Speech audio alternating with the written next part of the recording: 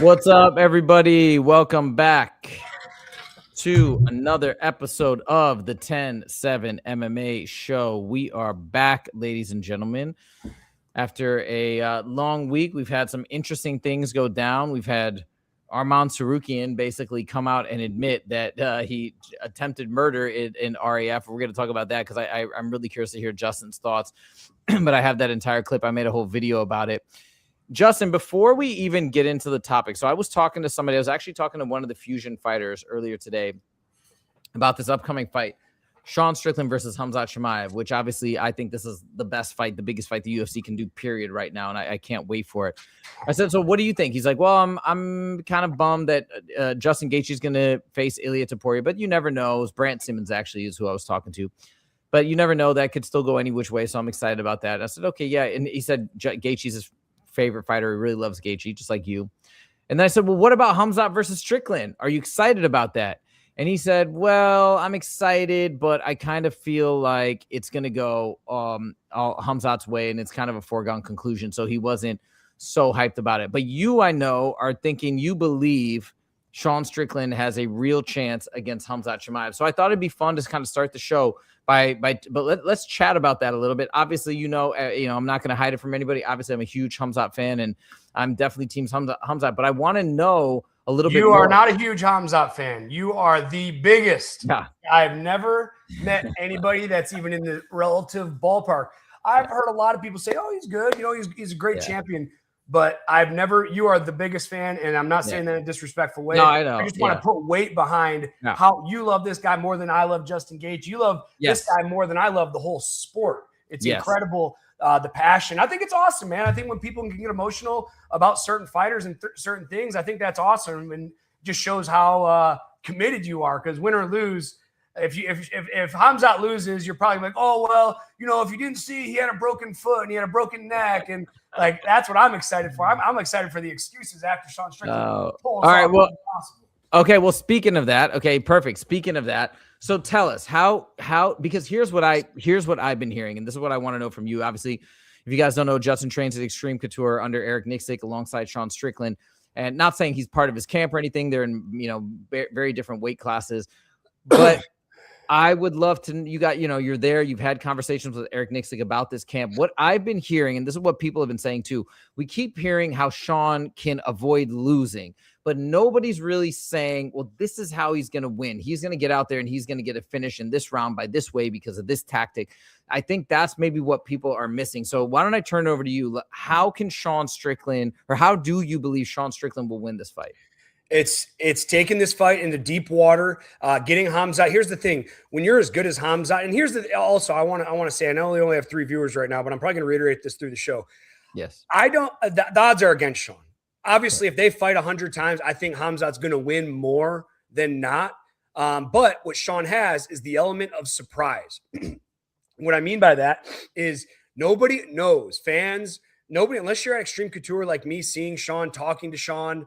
Talking to Eric, me and Eric, man, Eric is crazy, man. As I told you just the other day, like he had this great, it wasn't about Sean, but I just had this great conversation with Eric. So like I've known this guy for 20 years. Like before he was the gym manager, before he was Eric Nixick, he was a member of the gym. I was actually employee of the gym. Eric was a member of the gym right a year or two before me. So again, it's not like he just was put in this role. He's learned his way through this. But the thing that on the very first fight of fighting somebody you've never fought before, you have this element of surprise. And I think Khamzat's really going to underestimate the game plan of Sean Strickland, and he's going to underestimate his wrestling and not only just his wrestling, but his wrestling defense. I feel if and when Khamzat takes him down at least this first go around. Now, if Sean wins and they have an immediate rematch, all right, Sean's going to have a harder time because Khamzat's going to make the adjustments. Okay. But I don't think Khamzat really is going to be respecting Sean. I think he's going to think that he's going to go in there like he has against every opponent, shoot in, take him down, have his way, get on him. And I just don't. And maybe I'm wrong. I don't know, man. But I think this element of surprise, because you have Khamzat posting these videos of him training and beating these great guys. Show me a video of, unless Sean's in a brawl, like when they're sprawling, where he's looking for clicks. And guys, keep in mind, he's posting those videos for clicks. Like, there's a reason Sean doesn't demonstrate his training, doesn't demonstrate him in a practice defending takedowns, because he wants everyone to have this narrative. Oh, Sean's going to play distance behind his teep kick, and he's going to play distance behind his jab. Listen, man, and I might be wrong, but I'm usually not. And I just think this first time, Khamzat's going to be really surprised. Sean's going to frustrate him with how good his takedown defense is. And then Sean could start putting it on. If we see Khamzat start stepping backwards, taking big breaths, I mean, listen, Sean is a very big man. All right. Remember, Khamzat, although he's the champion of this weight class, he went up a weight class, right or wrong. Right. You know, Sean, I guess Sean fight at middleweight before? You mean welterweight? Or welterweight before? Let me double check. Sean Strickland. I think he did. Say he did. I think he had a did. So he moved up. I feel he's had a better time to adjust to the size of these guys. And I'm telling you what, when you stand next to Sean Strickland, like, you might not see it, you know, on TV, but I stand next. I just saw Sean an hour ago. Like, I stand next to this guy on a daily basis. This guy is a mountain of a man. And I know Khamzat's big and strong, but I think I think that Khamzat has this idea that he's going to go in there and just steamroll him. And then when he doesn't go there and steamrolls him in the first, second, third round, I mean, we might start seeing doubt in Khamzat. We might start seeing him stepping backwards. And I'll tell you what, I know Khamzat didn't gas against DDP and the incredible output, but remember when he fought Gilbert Burns, I thought he gassed. And I know since then you've talked about how he's changed his training habits and his strength conditioning coach, which are all true. But show me a fight. And again, correct me if I'm wrong, in the last 2 years, 3 years, even when Sean has had a broken arm against DDP, because in that second fight, he had a fractured arm, he still was coming forward. When have we seen Sean, regardless of the circumstance, wilt? And people are going to say, oh, DDP, motherfucker, he had a broken arm. like that's a real excuse, man. Like, I've had a broken hand. Like when I fractured my hand against Lloyd Mix, I remember going to the third round, like, I couldn't even make a fist. And I'm just like, fuck, man, how am I going to survive 3 more rounds? And I can't even use my left hand. And that's my best weapon. So now let's translate it to Khamzat. Khamzat shoots in. Now, remember, we talked about Khamzat's path to victory, or path of shooting. He shoots a double. When he gets stuffed on a double, he moves up to the body lock. And then he has so much power and strength when he squeezes you on the body lock. And I just went over this in class, actually, on Monday. I actually was teaching this. When you're getting body locked and there's no point of getting out of it, your natural reaction is to give up the back. All right. So when Sean gives up the back, and then because once you give the back, you want to hand fight, break the grip, and then and turn and face your opponent again. All right. So you push your hips out, you break the grip, you turn and face. When Khamzat knows that his next chain is dropping down to the single, all right, he does it in all his fights. That's his chain. Double leg, body lock, take the back. Bang, bang, bang. Or maybe he'll go backwards in that sequence. And then he drops to a single, or it drops to a shot when the guy faces him, and he's great at it. But when we know this, and Sean can bring in, yesterday, he had a wrestler from Boise State in here wrestling.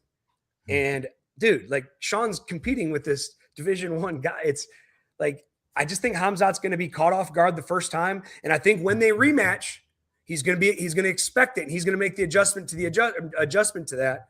But in the first fight, I think there's the element of surprise, and I think he's going to catch him off guard, and he's going to upset him. Okay. So let's just get the path to victory though straight. So you're saying he's going to catch him by surprise. He's going to we got a lot of comments here, by the way, guys. What's up? Hold on. Let me just respond to people, and then we're going to get to here. Western says, Khamzat loses, Zayf will cry for 7 days straight. Wrong. 8 days straight. What's up, Legend Justin? Sean has the gas to get this done. What's up, everybody? Huzaifa is the president of the fan club. That's true. Yo, Tehran. I'm going with Strickland, too. I'm rolling with Strickland. Oh, my God. Everybody's picking Strickland. We got JDM Pirate. Yeah, dude, protest. That's going to be such a sick fight. Even this week, we got a fun fight. Sean will win by 3-4-5 dominance. Same prediction. Okay, so let's get back. Hold on 1 second. Incredible output against DDP. So the Western's laughing about that. Okay, so now when I say, hold on, I want to answer that. When I talk about output, I'm talking about effort, because let me tell you, just because he wasn't throwing a lot of punches, it takes a lot of energy and output to hold somebody down. Like, it's not like DDP just laid there on his back and didn't try to get up. He was trying his best to get up, but Khamzat was just overwhelming him with strength and output. So again, output not by punches, but output by effort. Okay, so let's go back to this. So you're saying Khamzat's going to be caught by surprise by how difficult it is going to be to maybe not take Sean down, but hold him down. Sean will keep getting back up. And then how is Sean going to win, in your opinion? Do you feel it finish, or do you feel a decision, or what are you anticipating? Yeah, I'm gonna. Sean's a decision. It's just what he does. He always goes to decision. He doesn't have a lot of finishes, but I think that Khamzat's going to come out ultra confident in the first round. I think he's probably going to get him down in the first round, and that's okay. Eric expects to get taken down. This isn't like, oh, he's never going to take. No, Eric expects to get taken down. But Jake Shields was in the gym earlier today, and dude, Jake Shields, in my opinion, is one of the best MMA grapplers, and he has so many tricks. Here's the thing. When I wrestle, Jake Shields heads up in straight folk style wrestling. I'm sorry, Jake, no disrespect. I fucking smash you. All right. That's the way it is. But once we hit the ground, bro, he has his way with me. He's going to go, and I know his path. He's going to go guillotine. Now, when his guillotine gets really tight, I'm going to roll to my back because that's the only way out. You can fight the hands for a second, but at one point or another, you're going to be at a point of I'm going to sleep or I need to give one last effort. That last effort is to go to the back. Now he's going to hold on to the guillotine, but maybe I escape. Then he's going to go to a smother technique where he puts both of his elbows and pins my ears and holds my head like this. And he kind of like can opens me to get my head off the mat by pulling my head up off the mat. Now I can't bridge and roll. Now, as I'm going to fight there, because I'm not going to lay there like a fucking piece of shit. When I start he'll start covering my mouth with his belly fat, his t-shirt, or his hand like this. All right. When now I'm getting tired, I'm starting to panic. The reason he's doing that isn't to be a dick. He's getting to me to react. So initially, when you're on your back and someone's in mount, you're going to have your elbows in tight, trying to move their hips. But when Jake starts smothering me with his body, my next reaction is to go up and start trying to pull his hand off my face. Does this make sense? Yeah. When I do that, then he's going to go to a side choke. Got it. All right. Now I'm fighting my ass out of a side choke. All right. And then if I turn to my back, he's going to take my back and get a rear naked choke, or he's going to if I'm able to defend, like talk on the phone, he's going to attack an arm lock. Now, I know this is path. He does it if we wrestle 5 minutes, he's going to go through this whole sequence at least 3 times. All right.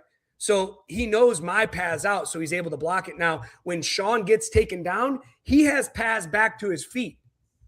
All right. But Khamzat doesn't know what they are. And he's not going to know until they have a rematch. And I think him finding out what Sean's paths are to get back to his feet, it might stump Khamzat. And dude, when your wrestling shot is getting stuffed over and over and over, it's not only physically exhausting, it's mentally exhausting. And the longer the fight goes, the sweatier and slippier Sean is going to be to get back up to his feet. Sean's very strong. He's very big. And I really think this way, I'm going to say it again. Sean's probably expected to get taken down the first round. He's going to get back up. Second round, maybe he gets taken down twice in the first round, but then the second round, he only gets taken down once. Well, regardless of how you feel about who won the round or not, that's a decline in output for Khamzat. Now, the third round, he might not be able to take him down. He's going to be slippery. Khamzat might be tired. Sean might just be able to defend him.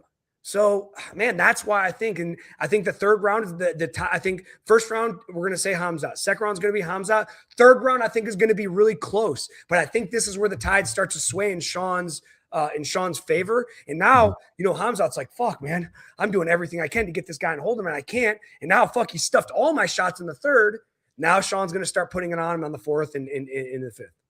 And in terms of the stand-up, do you feel clearly, like, in your opinion, Sean has the advantage, or how do you think that the stand-up's going to go between the two?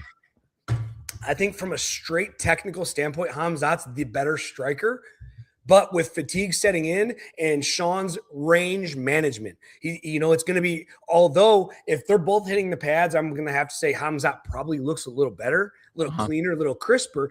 But Sean, what is his fight name? Tarzan. Sean has an incredible reach. All right. And I think that he's going to hold on. I'm looking up the stats right now. He's going to make Khamzat miss.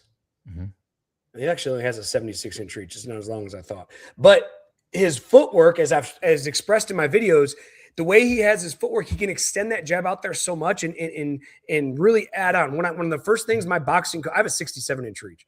So one of the first things when I started boxing, it's my coach wanted to work on, hey, we don't have a lot of range, so we have to use the range we have to the most ability. Because what happens, a lot of people, if you don't have good form and you keep your shoulders square and striking, that 67-inch reach I have is now 65 inches. Do you understand? Because I'm not reaching instead of turning over. I mean, look at there. If I'm just throwing a square shot here, All right, now I adjust my shoulders. Look how much longer my jab is. Sean is a master at that. And I think he's going to keep Hamza, although Hamza has the cleaner striking, Sean's going to keep him at bay with the teep kicks, keep him at bay with the knees, because Hamza can't ride in recklessly because Sean throws that teep kick right up the middle. And if he kicks Hamza in the liver or kicks him in the face as Hamza comes in, it's going to fucking hurt.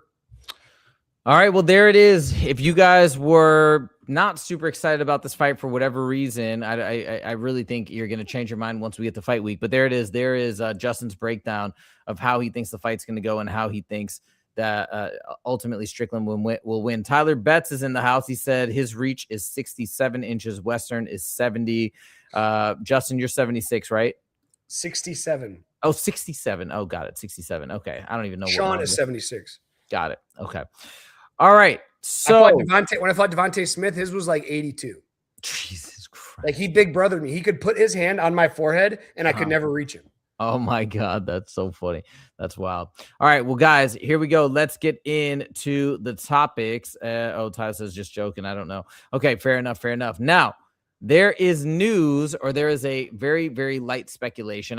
We can't get super deep into it because I'll tell you why they're speculating this. But there's a bit of speculation that maybe Michael Morales is next for Islam. And the only reason why I'm leaning towards this actually being true is because Ian Gary is also commenting and tweeting, and he's calling out Islam, and he seems mad, which tells me that the UFC is not talking with Ian Gary about a matchup with Islam. They're not trying to slot him in, whether it's in July or August.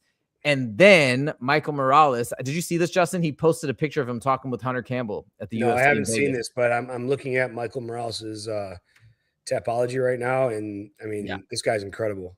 Yeah, he's undefeated. If you saw his last fight, he smashed Sean Brady. He's 19-0 with 4 decision wins, 14 knockouts. Yeah. Well, do you remember when he fought Sean Brady or no? I remember talking about it, and I'm pretty sure he finished him in the first round. Yeah, it was bad. And Sean Brady, I mean, granted, Sean Brady's a little on the smaller side. It looked like two people in 2 different weight classes. It looked crazy. Michael Morales is huge. So he knocked him out, and he's just very powerful, got great boxing. I looked him up. I remember his background, his training. I do think he actually has some sort of a wrestling background, a grappling background. So it's not as though he's totally out of his wits when it comes to that element of the game if he's fighting against Islam. But yeah, man, this would be a pretty interesting fight.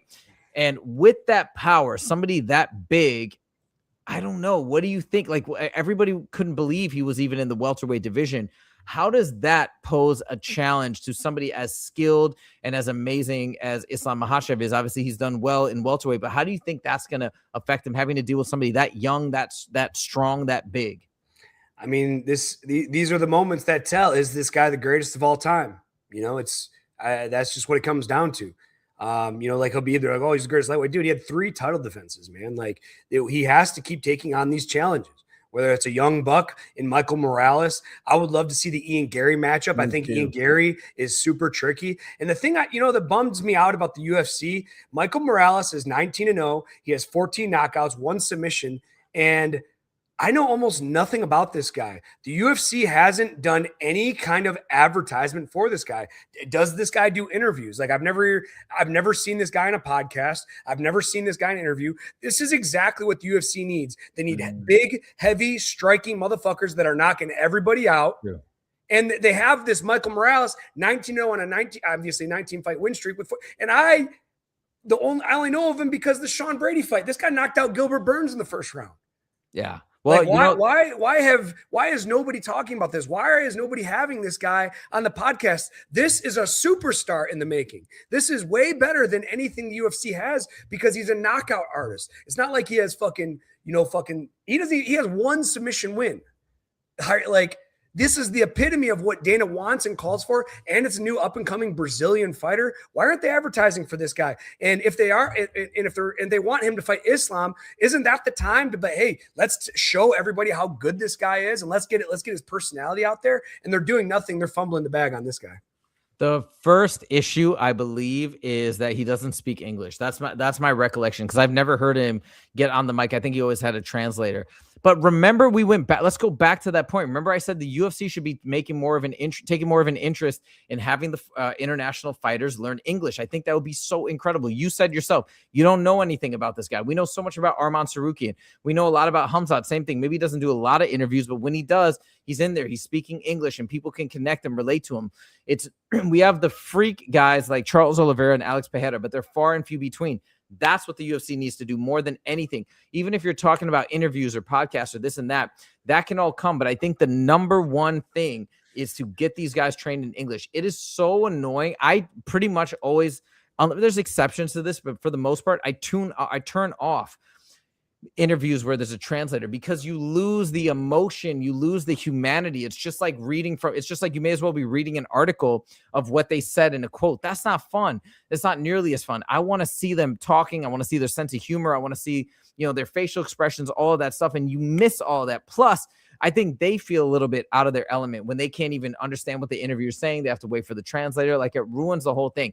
That's what the UFC needs to be doing right now. This is a people-first sport. It's all about the individuals, not about teams, not about we're on the Bulls or on the Detroit Pistons. Who cares about? Nobody cares. There's none of that exists. Nobody cares about the gyms. They care about the people and the story. So I think coming back to your broader point, yeah, we should get the fighters more well-known, and they need to do that by making everybody, helping them learn English. And let us know what you guys think, if you guys agree.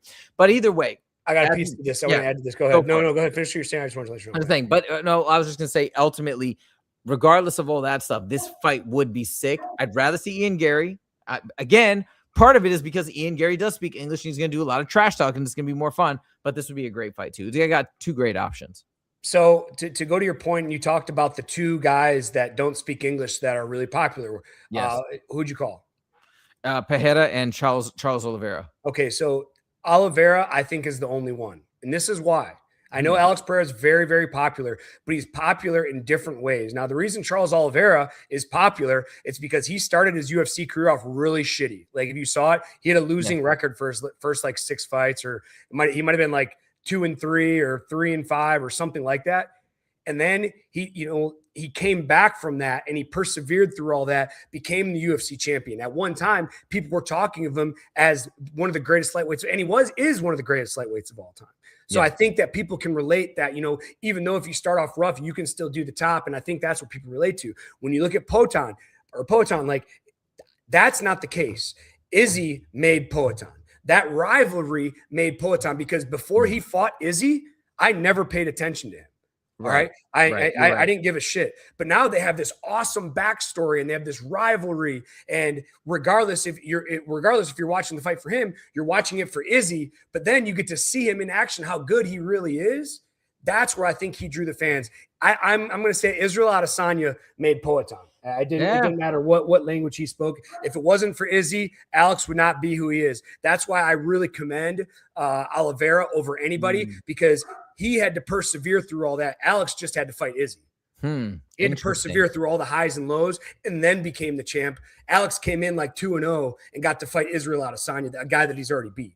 Yeah, it's a very good point. That did catapult him. Then he lost to him and still has made headway. But still, all the eyes were there, and the storyline was there. I tuned in, you tuned in. That's why I'm an Alex Pereira fan.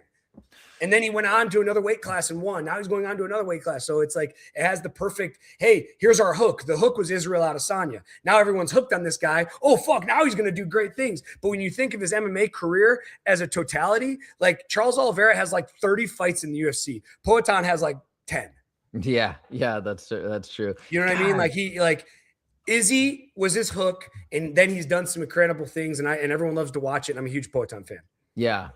It's so crazy to think back then he was fighting Izzy at middleweight. Now he's so massive. You know what I mean? It's so insane that he's moving up all the way to the top. All right. We got a couple comments here. Charles is popular because he finished most of his fights. Yeah, that's also true. He's got a fun, aggressive fight style. That I'll give him that as well.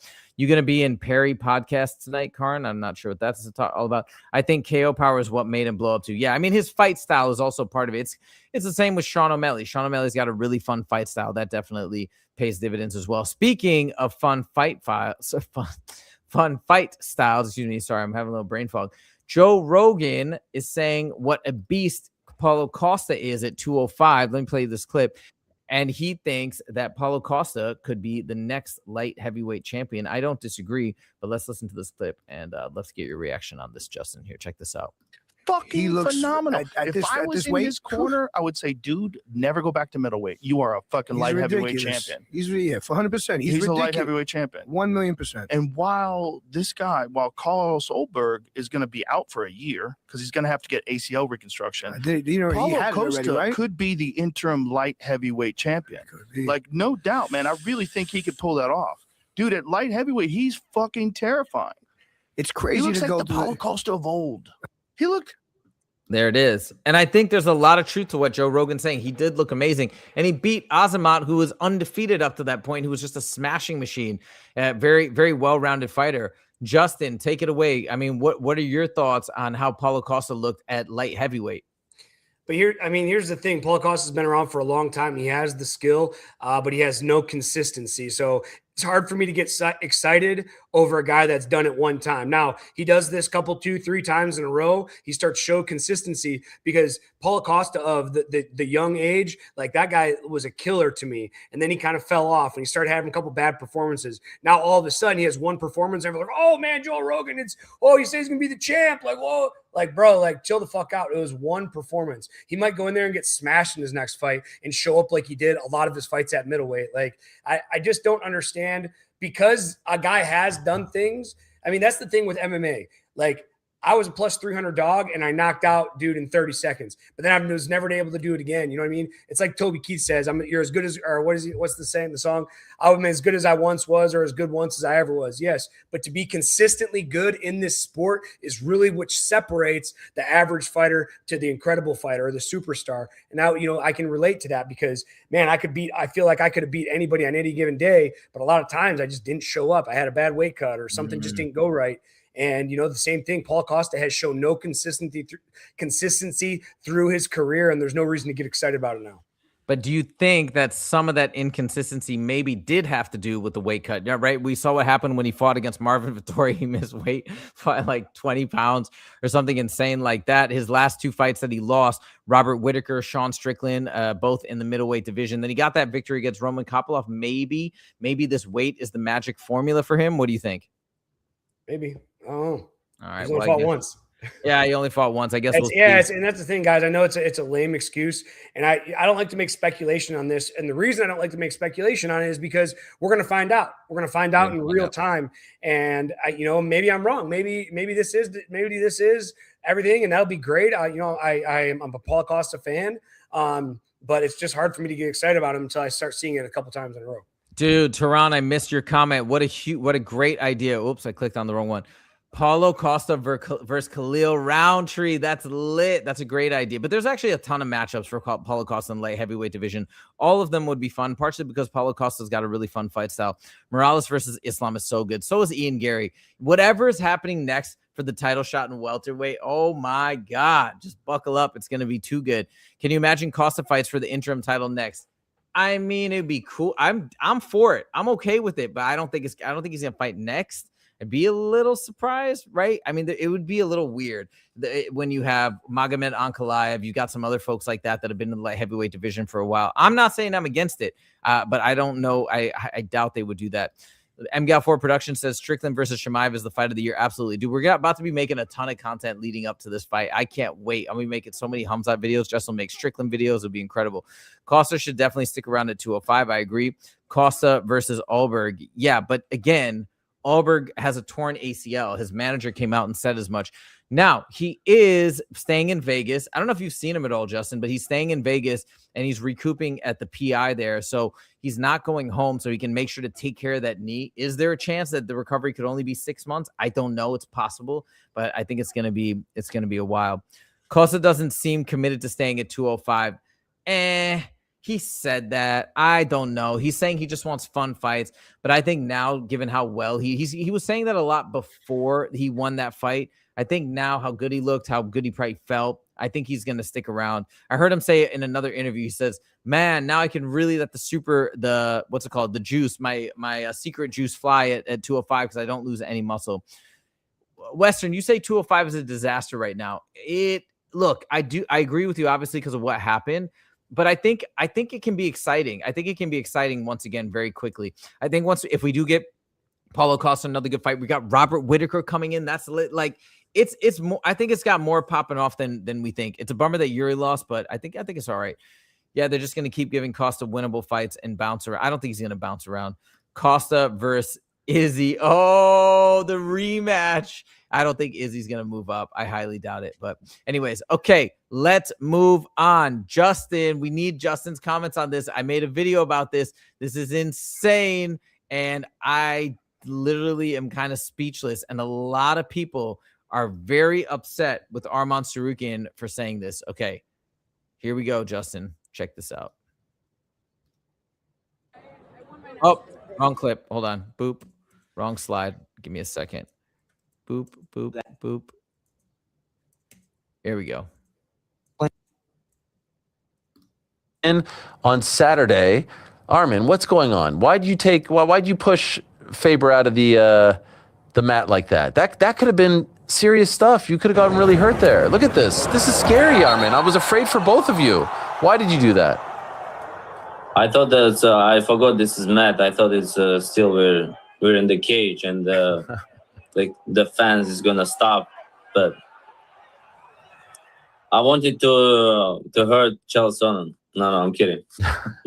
He said that he had a bad back and actually falling on the cement actually made his back feel better. So he thanked you. Yeah, I've seen that. Now I'm looking for the office to open to be a chiropractor. Did you hurt yourself? No.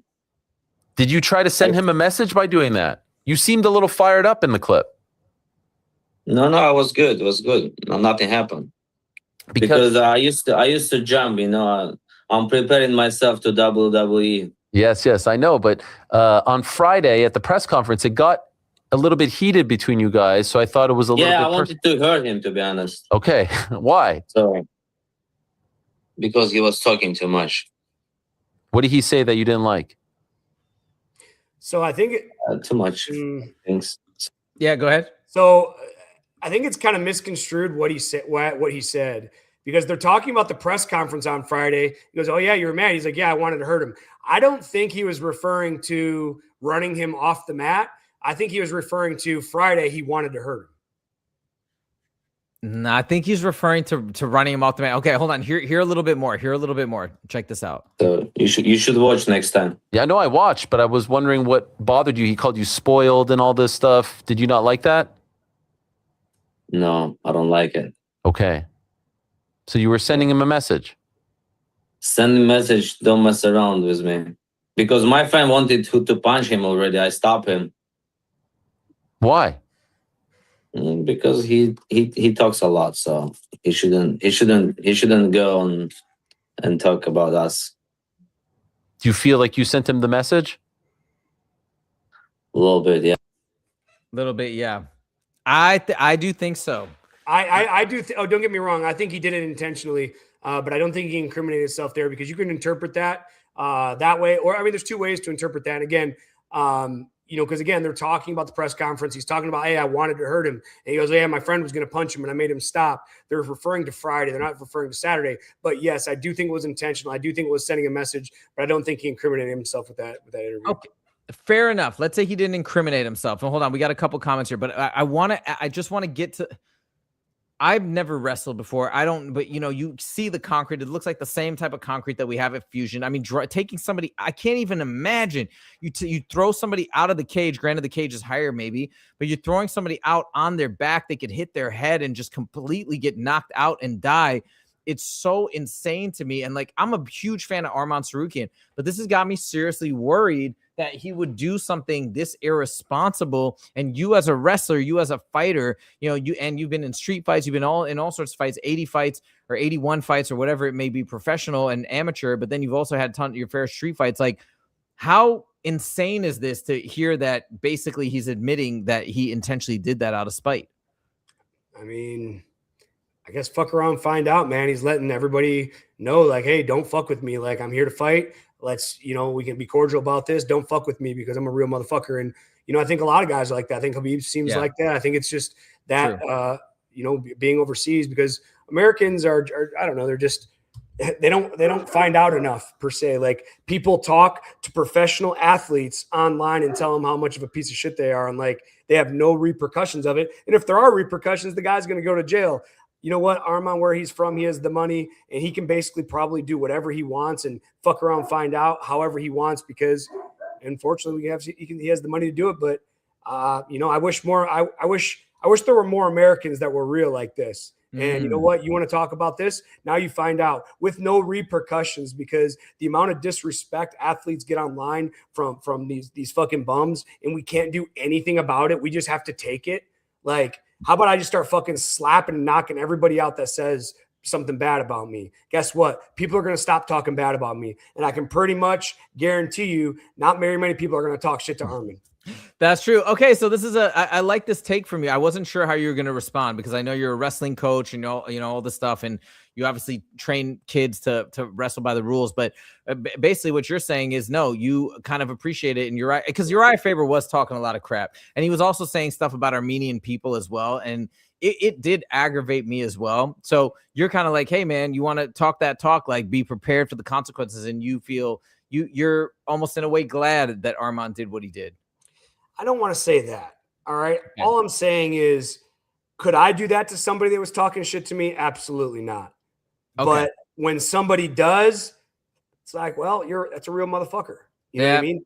I mean, I can respect it. I'm not saying it was right. I'm not saying I would do it regardless of how I felt. But when someone, you know, you talk shit and you find out, and I mean, I can appreciate it. Again, I want to reiterate a third time. Not saying it was right. Not saying I would ever do it, but I can appreciate it when someone's like, don't fuck with me. You fuck with them, they fuck you up. And it's like, I told you not to fuck with me. Yeah. Because, you know, like, and that's the thing. I appreciate it because I just wish that I could do that, man. And not like because dude, if he kills him, he's going to jail for life. Right. You know what I'm saying? Like, regardless, he talks shit about me. Well, that's not how we do it in the US, unless he gets on a plane real quick and gets out of here. But he's never going to come back to the U.S. again. Yeah. You know, so it's like there were serious repercussions that he says, I don't care if I ruin the rest of my life, nobody's going to talk shit to me. And I respect that. Fair enough. Okay. Well said. The only thing that I'm worried about, and I think I do agree with you in a lot of ways. I said as much in my video. I'm like him, Khamzat Chimaev, Jorge Masvidal, punching Colby in the mouth from talking shit. Yeah, these guys. Now look, Colby, I'm trying to sue him. Shut the fuck up, you fucking bitch. And so these guys, they don't mess around. They take the word seriously, and I appreciate that. But the one thing that does concern me is I get worried about Arman, because we want to see him fight Ilya. We need that fight. We need Arman to get the next title shot. And I'm just afraid with more of these RAF events and like more opportunities to get into trouble or do crazy like things like this, I wonder if he might even jeopardize that fight. But hopefully not. Let's not even put that into the I don't think he was thinking about that. No, you're probably right. I think he's living in the moment saying, I'm going to fucking hurt this guy. 100%. Okay. We got a big fight tomorrow. The whole card is not the craziest amount of names that we recognize and root for, unfortunately, but it is what it is. We got one super big name at the top, Justin's buddy, Aljamain Sterling. Justin made a breakdown video about this fight, the main event for this fight night tomorrow. Justin, take it away. Give us your breakdown. And we know you've trained with Aljo. He's actually, Aljo had like that severe neck injury. Justin had neck surgery. Aljo was very, very nice and helpful with Justin's whole recovery process. So shout out to Aljo. But yeah, take it away in this matchup. What do you see happening between these two guys? Man, this is a great matchup. And these guys are like mirror images of each other. They both have good, long, rangy striking. You know, initially when I was watching like the highlights of Zalal and his fights, like, I'm kind of giving Zalal the speed advantage. He's a little more tricky, and he has incredible knees. He loves to throw jumping knees. He loves to stay behind his jab. So he's an incredible striker. You know, and then you look at his grappling, and he's just like Aljamain Sterling. He wants to get on the back. He wants to get the body lock. You know, he wants to get that rear naked choke. But he has other submissions too. He has a good side choke, but I'm going to say his primary is his rear naked choke, just like Aljamain Sterling. Aljamain Sterling's primary is getting the body lock and, you know, locking in the rear naked choke. If I'm going to have to talk about their striking, you know, although Aljamain Sterling's striking is much improved, I'm probably going to give Zalal just a hair of a speed advantage and a little bit of a creativity advantage. But Aljamain has good orthodox striking. And, you know, it's like I said, Zalal just might be a little faster and a little trickier. We'll see how that plays out. I think their wrestling and their grappling is going to negate each other. You know, there was a weird thing I saw, and I posted at the end of my video. It's like Youssef Zalal comes out. It's like, yep, I'm going to submit him, and I'm going to be the first person to ever submit him. Then Aljo is like, no, actually, I'm going to submit him, which might make us believe that this could be a slow grappling match because it's going to be hard to submit both of these guys. But a lot of times when these grapplers come in and talk about how they're going to grapple and wrestle, especially when they're equally on the ground as good as each other in wrestling and on the ground, like that might negate, and this might be a striking fight. Let's take a look at Youssef Zalal's record really quickly. He's only 29 years. But I don't think Aljo's actually that up there either. I think he's still I mean, he's on the tail end of his career, but he's not like he's fought a lot of tough guys, though. That's the thing. So we got, look at this, 8-fight win streak, obviously up here. We got Calvin Kattar, which definitely not a grappler, but he got a decision there. And look at all these submissions, dude. Submission. We got a couple TKOs down here, but this is prior to joining the UFC. Yeah. So, I mean, also, dude, Youssef Zalal, only 5 fights in the UFC. That's pretty interesting. Oh, I really want Aljo to win. I feel like Aljo's been done so dirty by the UFC. You know, and he was a great champ. He's a really, really good fighter. And for whatever reason, the UFC, I mean, I think I know maybe why. I think he pissed them off with what happened against Petr Yan. I think he pissed them off with not wanting to fight Merab, and, you know, that whole relationship. The UFC doesn't like that. So I think for those reasons, he's just not liked by the UFC. But I feel like it would be so great because people are just overlooking him. It'd be so great for Aljo to get this victory and be in the conversation for a title shot at 145. But we shall see. Are you leaning hardcore in terms of how this fight might end? It's probably going to go to decision. It's probably going to be a slow decision. Okay. All right, well, there it is, guys. We got a couple comments here. Tehran says, I'm rolling with Sterling. Meat Rocket says, Super Sadiq Youssef Zalal. Western says, I'm leaning Zalal. Tyler Betts told me to bet Zalal. Can Aljo out-wrestle Zalal? Justin, what do you think? I don't know. I've never wrestled Zalal. I've wrestled Aljo, though, and he's tough. If he gets on your back and gets his body lock, it's very tough to get out. And Zalal's is too. So, I mean, this could go the other way. Maybe Zalal gets him down, gets in the body lock. Like, there's a reason that this is a coin flip fight. I think Zalal's like minus 120 and Aljo is like plus 100 or plus 110. Like, something, it's very close. So essentially it's a coin flip fight. Yeah, I think right now I just looked it up and said, oh no, that was 4 days ago. Here we go. Minus 132 for Zalal. Yeah, super close. But that's going to be a fun fight. It's going to be interesting. I'm rooting for Aljo. Let's go, Aljo. And we'll see how it goes. All right. Next, Michael Venom Page, once again, apparently has been complaining about, I think, he was complaining leading up to his last fight. But I just thought this was an interesting thing to talk about because he's got 1 fight left on his contract. But now we have some interesting things happening, whether we're talking about MVP, doing some more events, maybe in MMA. We've also got Karate Combat. We've got one champion, that one championship that has some interesting fights, Muay Thai fights, kickboxing fights, as well as MMA. If you were Michael Venom Page's manager, boy, or in his corner, whatever it might be, right? Based on what's been going on, based on his last fight, based on the fact that he got a weird matchup and it wasn't spectacular, although he's still an amazing fighter and really, really fun to watch, what would you encourage MVP to do? Go wherever the money is. I mean, he's not going to be fighting for a UFC championship anytime soon. If MVP, wants to go to MVP and they're going to pay him, fuck, why not? I mean, from my understanding is they're paying really well. And again, he's not ever going to be a UFC champion. He's not a UFC caliber fighter. He's just going to be a gatekeeper for the UFC. And, who knows? Because of his last bad performance, they might say, hey, you're going to take a pay cut, or you're not going to, your pay is going to stay the same. And maybe in 2 fights we can renegotiate or something like that. But if MVP comes in and says, here's the money, I mean, I don't see why not. So do you think ultimately, yeah, no, I get that for sure, if they show him the money elsewhere, but do you think that's where his greatest opportunities would lie outside of the UFC because of what you're saying, because he's kind of being stalled out in terms of his trajectory to the belt? Do you think his best opportunity would be to go to one of these organizations or even Misfits or these other things and just have really fun fights? Would that be the path that you think where he could get the most money? Probably. Yeah. Again, he's not a UFC caliber champ, or he's not a UFC champion caliber fighter.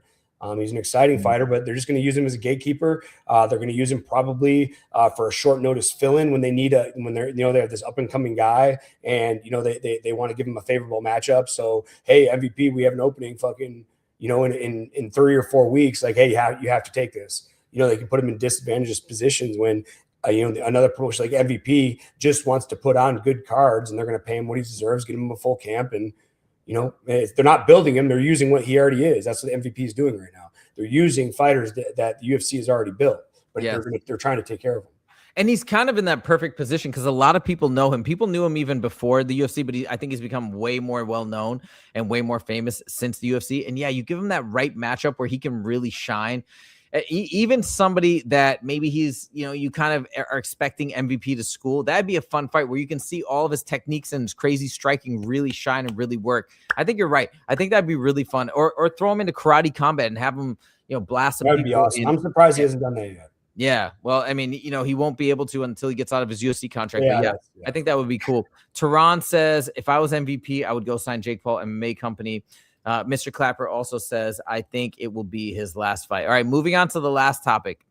I wanted to preview this with you because I was such a huge fan of Robelis de España when he came into the UFC, and you're like, you weren't sold on him. And then, I mean, he did get cut relatively quickly, unfortunately, but he seemed like just a KO machine, like a Francis Ngannou 2.0. He seemed so incredible. I think he's like 6'9". He's got crazy striking, like amazing striking. I think he's a gold medalist in Taekwondo or karate or something like that.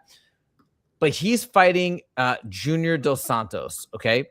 And that's his next fight. Now, I wanted to oh shoot, we spelled his name wrong here. I'm going to show you, Justin, his last fight where he fought Salsa Boy.